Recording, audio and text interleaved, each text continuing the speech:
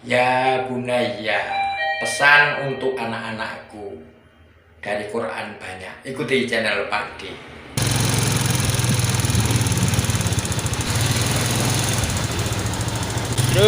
Terus ngepres terus.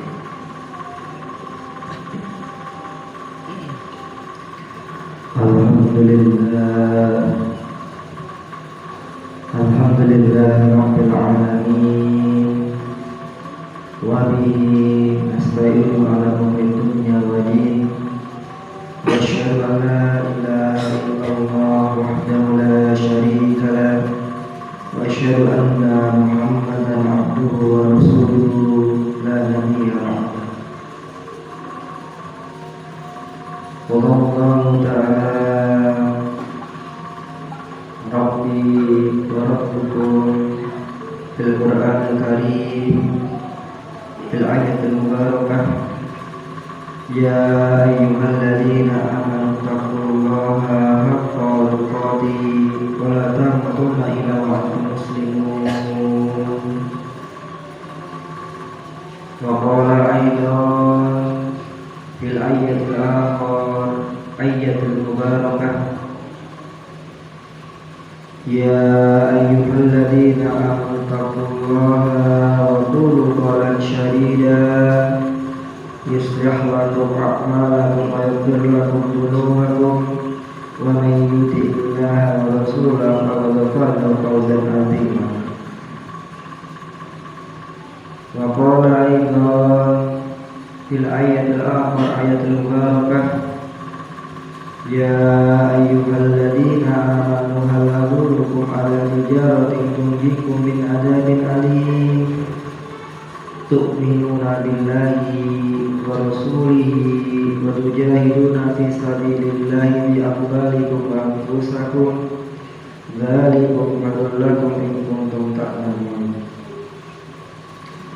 Fa inna asdaqal hadisi kitabullah wa khairul hadi hadi Muhammad sallallahu alaihi wasallam. Alhamdulillah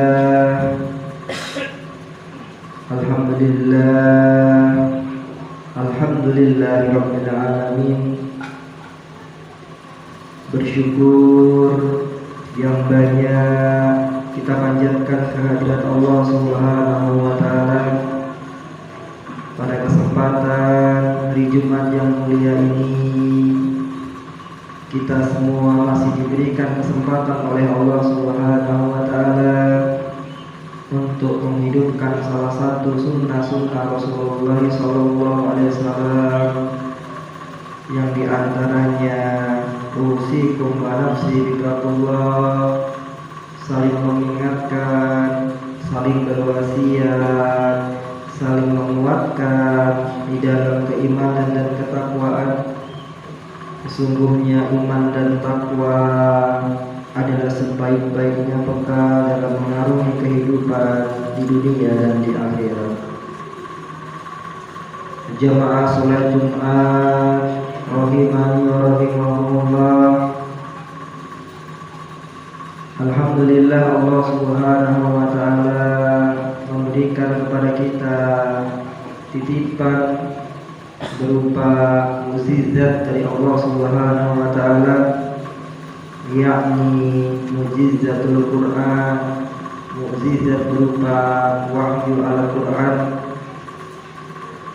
yang dengan Al-Quran ini Allah Subhanahu wa Ta'ala menginginkan kepada kita semua untuk memiliki cara pandang atau cara memandang dunia ini dengan cara yang berbeda dari orang-orang yang tidak beriman kepada Allah, yang enggan mengikuti Rasulullah dan enggan mempelajari Al-Quran. Allah Subhanahu wa Ta'ala berharap kita semua orang-orang yang beriman memiliki pandangan-pandangan sesuai dengan Al-Quran, karena Al-Quran memberikan kita petunjuk ke arah yang lebih lurus, ke arah yang lebih baik. Di dalam sebuah kitab disampaikan, di kitab Ihya Ulumuddin, bagaimana diskusi-diskusi orang-orang yang telah memahami Al-Quran. Disampaikan di situ ada seorang alim yang mengatakan kepada anaknya terkait pandangan-pandangan yang dia dapatkan dari Al-Quran. Yang pertama, beliau menyampaikan, "Ya bunayya, wahai anakku, sesungguhnya aku melihat manusia itu begitu mencintai barang-barang yang dia miliki. Manusia itu begitu mencintai apa yang menjadi kepunyaannya di dunia ini. Kemudian saya membaca sebuah ayat dalam Al-Quran, kullu nafsin dha'iqatul maut, setiap orang yang memiliki roh akan meninggal, akan wafat di dunia ini. Kemudian saya amati orang-orang yang meninggal itu, ternyata apa yang dia cintai berupa benda-benda kepemilikannya tidak menyertainya ke alam kubur. Dia hanya disertai dengan amal-amal soleh yang dia telah kerjakan, kebaikan yang dia telah lakukan di dunia.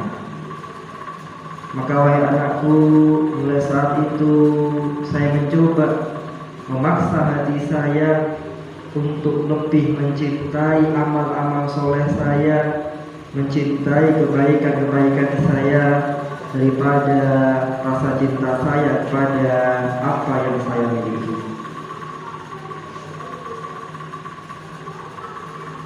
Kemudian wahai anakku, ya bunayya,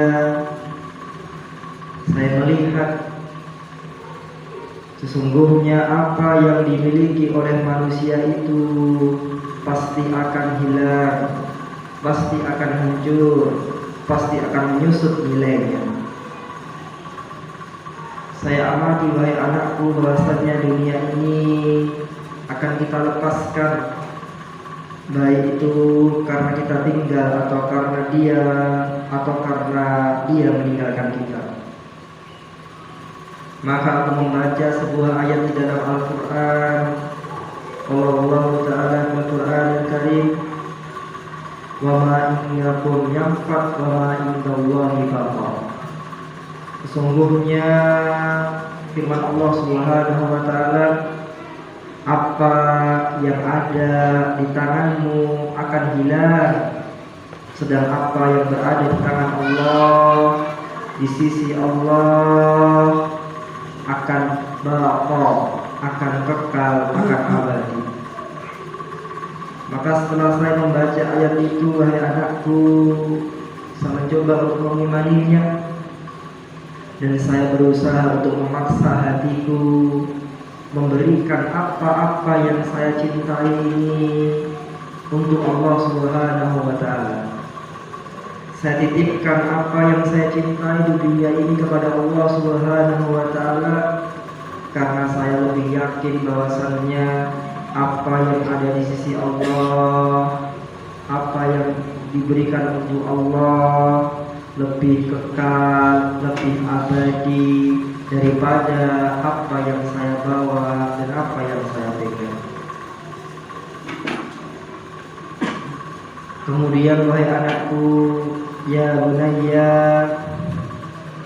Sesungguhnya saya melihat di luar sana banyak orang-orang yang mencari kemuliaan dengan dunia ini. Ada orang yang berlomba-lomba untuk meninggikan ilmunya setinggi-tingginya, seluas-luasnya, tapi ujung-ujungnya dia hanya mencari kemuliaan di mata manusia.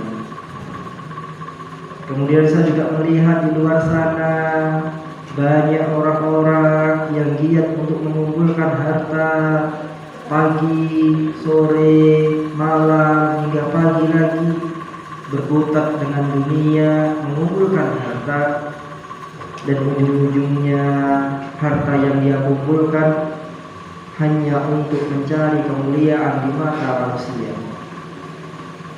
Kemudian saya juga dapatkan, wahai anakku, banyak orang-orang yang kemudian bersiasat, berpolitik untuk mendapatkan jabatan di dunia ini, hingga dia memiliki sebuah jabatan dan akhir-akhirnya dia hanya mencari kemuliaan manusia dengan jabatannya itu. Kemudian saya membaca sebuah ayat dalam Al-Quran. Wallahu ta'ala fil Qur'anil Karim, inna akramakum indallahi atqakum. Sesungguhnya orang-orang yang paling mulia di antara kalian di sisi Allah Subhanahu wa taala adalah mereka yang paling bertakwa, mereka yang paling beriman, mereka yang paling dekat dengan Allah Subhanahu wa taala. Maka ketika saya membaca itu, wahai anakku, saya didik hatiku, saya takdir hatiku, saya tuntun jiwaku untuk kemudian berlomba-lomba dalam kebaikan, berlomba-lomba dalam ketakwaan, karena sesungguhnya kemuliaan itu hanya ada pada ketakwaan dan kebaikan yang kita usahakan dengan niat untuk lillahi ta'ala. Ya bunayya, wahai anakku. Kemudian saya diberikan kesempatan untuk melihat di luar sana bagaimana orang-orang bertengkar, bagaimana orang-orang berkelahi. Mereka berkelahi, bertengkar karena perbedaan-perbedaan di antara mereka. Ada yang bertengkar karena perbedaan warna kulit, ada yang bertengkar karena perbedaan daerah mereka, dan ada yang bertengkar karena perbedaan-perbedaan dalam keilmuan dan lain-lain. Mereka menjadikan manusia sebagai musuh, mereka menjadikan manusia sebagai tandingan mereka di dalam kehidupan dunia ini. Kemudian saya membaca sebuah ayat dalam Al-Quran. Wallahu ta'ala fil Qur'anil Karim, inna syaitana aduwwun lakum fattakhiduhu aduwwan. Allah yang kita imani firman-Nya menyampaikan dalam kitabnya, wahai manusia, sesungguhnya setan-setan itu adalah musuh yang nyata bagi kalian. Fattakhiduhu aduwwan, maka jadikanlah musuh itu sebagai setan bagi kalian. Setelah membaca ayat ini, wahai anakku, saya tuntun hatiku, saya bimbing pikiranku untuk berusaha tidak menjadikan manusia-manusia yang ada di sekitarku sebagai musuh, untuk selalu memuhasabah agar tidak menjadikan orang-orang di sekitarku sebagai musuh. Karena aku ingat firman Allah bahwasanya musuh manusia adalah setan, maka aku jadikan setan sebagai musuh sebagaimana perintah Allah Subhanahu wa taala. Maka saat itu saya tahan tanganku, saya tahan lisanku, saya tahan syahwatku untuk menabuh gendang permusuhan sesama manusia, karena saya yakin bahwasannya musuh kita sesungguhnya bukanlah manusia, tapi musuh kita adalah setan, maka aku jadikan setan sebagai musuhku. Ya bunayya, wahai anakku, sungguhnya aku melihat di luar sana manusia-manusia beriri hati, berdengki dan berhasad sesamanya. Mereka tidak ridho dengan pemberian Allah yang telah Allah berikan kepada saudara-saudaranya. Kemudian saya melihat dalam Al-Quran Allah menyebutkan, berfirman, Nahnu qasamna bainahum fil hayatid dunya ma'isyatan.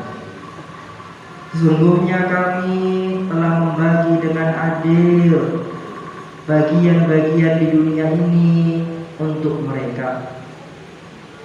Maka sejak saat itu saya berusaha ridho dengan apa yang telah Allah berikan kepadaku, dan saya paksa hati saya untuk lebih ridho lagi dengan apa yang telah Allah berikan kepada saudara-saudaraku, baik berupa nikmat-nikmat dalam kehidupan dunia ini atau nikmat-nikmat ukhrawi, karena saya yakin bahwasanya pemberian ini telah ditentukan oleh Allah dan Allah Maha Adil dalam membagi itu. Kemudian saya juga melihat, wahai anakku, orang-orang di luar sana banyak yang tidak tenang dalam mencari rezeki, banyak yang gusar hatinya dalam mencari pembagian Allah di dunia ini. Bahkan di antaranya saya melihat banyak manusia yang terpaksa harus memakan barang-barang yang Allah haramkan karena takut tidak mendapatkan jatah rezeki dari Allah Subhanahu wa taala. Kemudian saya mengingat, membuka Al-Quran, dan saya menemukan sebuah ayat. Allah berfirman dalam Al-Quran, wa ma min dabbatin illa Allahi rizquha. Sesungguhnya tidak ada makhluk yang dia hidup di dunia ini fil ardi kecuali Allah telah jamin rezekinya. Maka saat itu anakku, saya berusaha untuk memaksa hati saya tenang, dan tenang, karena semua telah dijamin oleh Allah Subhanahu wa taala. Aku qouli hada fastaghfiru innahu wal ghafurur rahim.